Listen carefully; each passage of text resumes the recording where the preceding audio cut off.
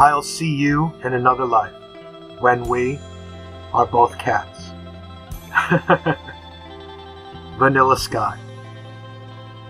Where to begin? That's always the most difficult thing. Breathe. I voice searched Google for actors I liked when we met. Just as many dead as wilting. I dragged my foot in the surf while the sun is ferrying children in a basket. I guess I'll start by saying I don't know what to say.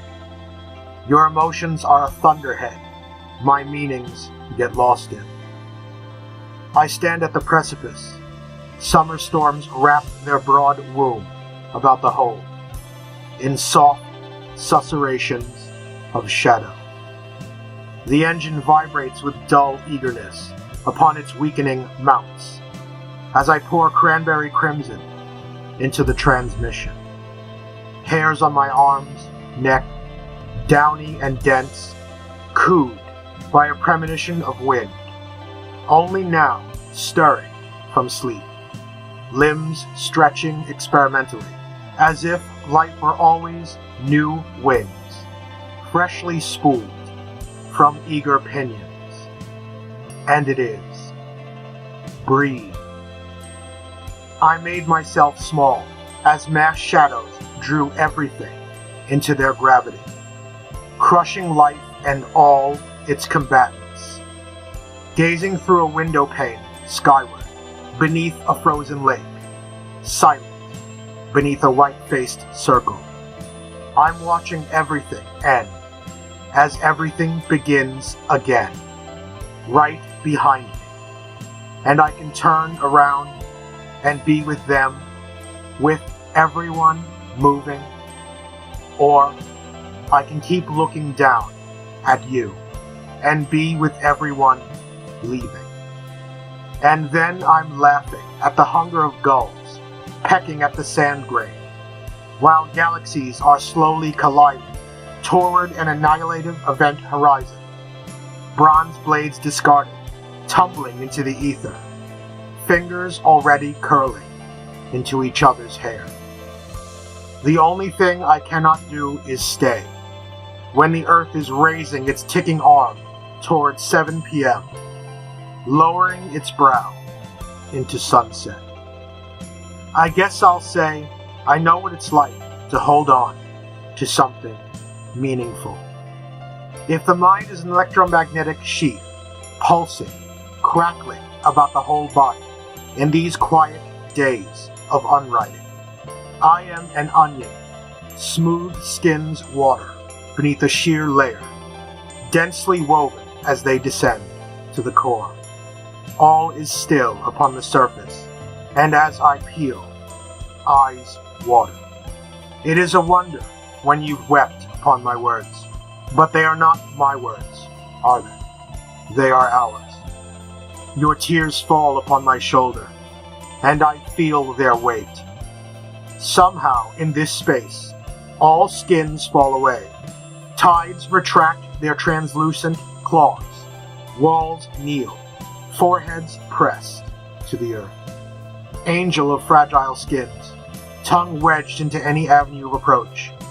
From here, I can only guess, and I guess it feels like you're fighting alone, where we should all be screaming beside you, and somehow, all those voices raised in unified outrage will boil the sky, blast clean the ground, and silence all ugliness, everything which offends you. I know you're tired, and it's all right. Words shear minutes off our lives. Syllables consume seconds. They are so often quietly ponderous, or excruciatingly charged. They are so often haunted, thrown at ghosts, standing somewhere beyond the recipient. Your eyes, transfixed, unfixed, signal your target. There are many forms of silence. I see you, drawing it all down into your abdomen, fingers flexing about the core of ball lightning. All your pain power, gathering, and I see it transforming. And I see you emerging with a renewed voice that will shatter every mirror they've held up to wall you in. Your sentences are so often night trains, hypodermic needles I'm compelled to bore, carrying me in their hard throats, firing blind bullets that lodge in my soul, slowly dissolving into a collapsed vein, rocketing with diseased abandon into a gully of darkness. There is a silent gulf that pulls the breath from loss.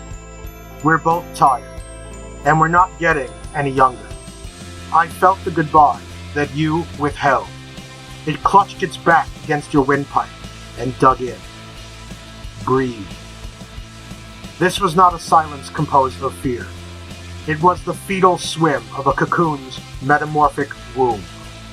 And I watch with eyes that have been where you are. And today I'll call you dawn, in slowly spreading hues of blush and bruise. And in my silence, which is focused, disciplined, and kind, I'll watch you rise. There is a kind of crucible in questions, immediately inverts, so that the question has thrown its vice jaws about me. Its presence reeks of unwelcome demand.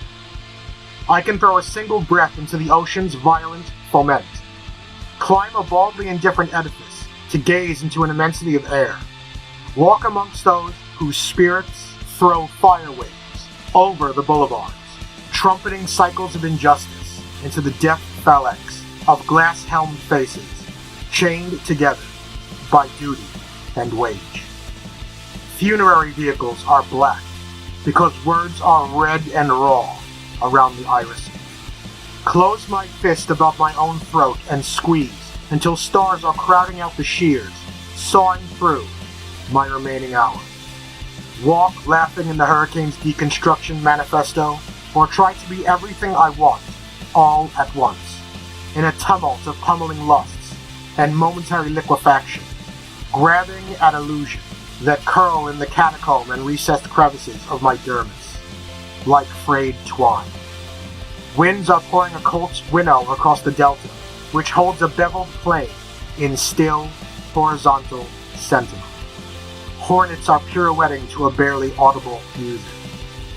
What I cannot do is stay in the vacuum of your departure. And as I close my eyes, we stand side by side, tired but unafraid, before all the world. And I feel your head lay down its burdens on my broad-bladed shoulders for a few moments. And I feel you, and you feel me.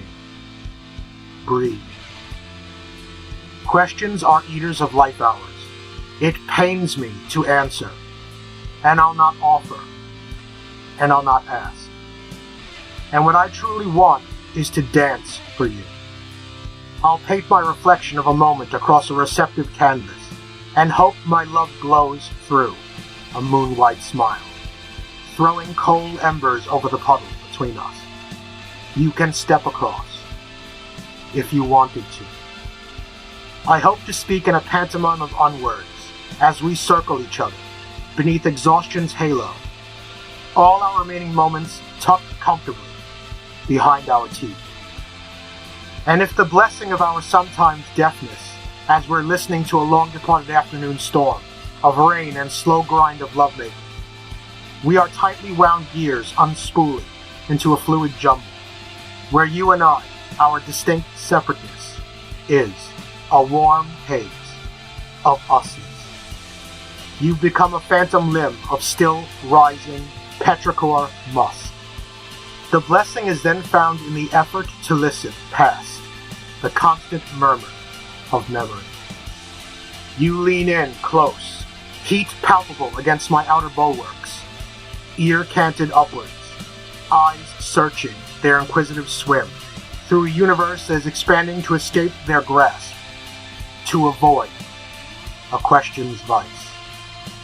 And now, within the mere inch that remains between us, oceans tremble in nude revelation upon their still silt beds, The sun has thrown its quiver barren and sinks beneath the cemetery hill, which raises its chiseled arms and sweeps their distended shadows across our hands, reaching upward.